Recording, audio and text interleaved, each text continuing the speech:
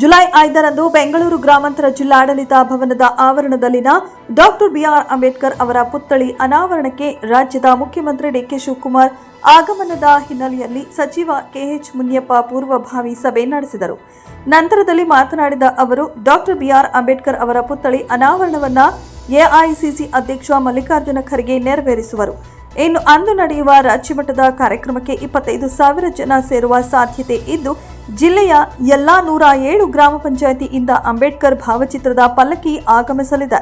ಕಾರ್ಯಕ್ರಮಕ್ಕೆ ಸಿದ್ದರಾಮಯ್ಯ ಒಳಗೊಂಡಂತೆ ಎಲ್ಲ ಸಚಿವರನ್ನ ಆಹ್ವಾನಿಸಿದೆ. ಜೊತೆಗೆ ಕಾರ್ಯಕ್ರಮಕ್ಕೆ ಸಂಘ ಸಂಸ್ಥೆಗಳ ಕೊಡುಗೆ ಅಪಾರ. ಅವರು ಕಾರ್ಯಕ್ರಮದಲ್ಲಿ ಭಾಗಿಯಾಗಲು ಕೋರಿದ್ದರಲ್ಲದೆ ಜಿಲ್ಲಾಡಳಿತ ವತಿಯಿಂದ ಕಾರ್ಯಕ್ರಮ ಆಯೋಜನೆ ಮಾಡಲಾಗಿದ್ದು, ಎಲ್ಲಾ ವರ್ಗದ ಜನ ಸಹಕರಿಸಲು ಸಚಿವರು ಮನವಿ ಮಾಡಿದರು.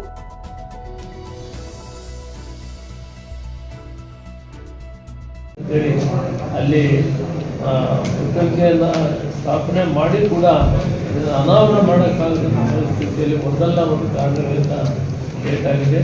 ಅದನ್ನು ಇವತ್ತು ಮಾನ್ಯ ಎಐಸಿಸಿ ಅಧ್ಯಕ್ಷರು ಮಲ್ಲಿಕಾರ್ಜುನ ಖರ್ಗೆ ಅವರು ಭೇಟಿ ಮಾನ್ಯ ಮುಖ್ಯಮಂತ್ರಿಗಳ ಭೇಟಿಗೆ ಸಂಸ್ಥೆ ಕೊಟ್ಟು ಮಾಡಿಬಿಡೋಣ, ತಡ ಆಗೋದು ಬೇಡ, ಭಾಳ 2,000-3,000 ಹೋಗಿದೆ ಅಂತೇಳಿ ಮಾಡಬೇಕು ಅಂತ ಹೇಳಿದರೆ ಇದೊಂದು ರಾಜ್ಯ ಮಟ್ಟದ ಕಾರ್ಯಕ್ರಮವಾಗಿ ಪ್ರತಿಬಿಂಬಿಸಬೇಕು, ಇಡೀ ರಾಷ್ಟ್ರಕ್ಕೆ ಗೊತ್ತಾಗಬೇಕು. ಕೆಲಸವನ್ನು ನಾವು ಮಾಡ್ತಾ ಇದ್ದೀವಿ ಅನ್ನೋ ವಿಷಯ ಇಡೀ ರಾಷ್ಟ್ರಕ್ಕೆ ಗೊತ್ತಾಗಬೇಕು. ಮಾಧ್ಯಮದಲ್ಲಿ ವಿಶೇಷವಾದಂಥ ಮುಖ್ಯಮಂತ್ರಿ ವಹಿಸಿ ಇದನ್ನು ಪ್ರಚಾರ ಮಾಡಬೇಕು ಅನ್ನೋ ವಿಷಯವನ್ನು ಬರೆಯಬೇಕು. ಮತ್ತು ಕಮಿಟಿಗಳು ಏನೇನು ಮಾಡ್ಕೊಂಡಿದ್ವಿ ಅದನ್ನು ಬೇರೆ ಬೇರೆ ಈ ಜೈಲಾಗಿ ಹೇಳ್ತಾರೆ. ನಮ್ಮ ಮುಖಂಡರೆಲ್ಲ ಅದರ ಜವಾಬ್ದಾರಿ ವಹಿಸ್ತಾರೆ. ಸಂಘ ಸಂಸ್ಥೆಗಳು, ಮುನಾಜಿಗಳು, ನಮ್ಮ ಲೋಕೇಶನ್ನ ಇನ್ನು ನರ್ಸರು ಎಲ್ಲ ಮುಖಂಡರು 10 ಜನ ಹೆಸರು ಹೇಳಬೇಕು.